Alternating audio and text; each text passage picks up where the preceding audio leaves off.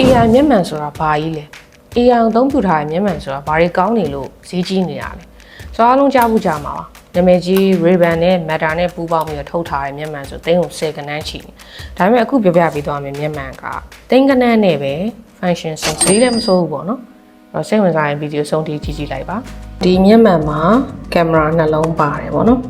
အဲ့ကင်မရာကဘာလုပ်လို့ရလဲဆိုရင်ဒီ AI နဲ့လုပ်လို့ရတယ် AI voice လည်းရတယ်ပြီးသွားရင်ဒီ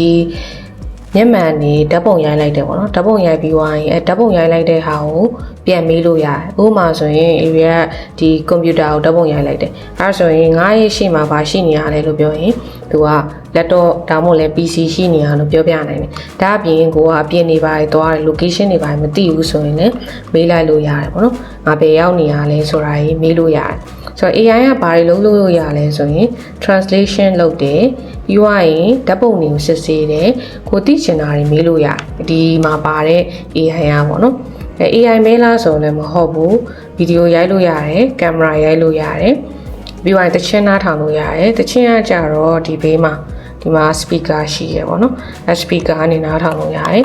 တိုးချဲ့ရကြတော့ဒါဒီကနေလောက်ရတာဖြစ်တယ်ပေါ့နော် Okay မှာယူခြင်းတယ်ဆိုရင်တော့ Messenger ကိုလာရောက်မေးမြန်းနိုင်ပါတယ် AI glasses ဆိုပြီးတော့ရေးလိုက်ပေါ့နော်အဲ့ခါကျရင် area တက်ဆိုင်ရာတင်းနဲ့ချိတ်ဆက်ပေးပါမယ် area ကိုယ်တိုင်တော့ရောင်းတာမဟုတ်ဘူးပေါ့နော်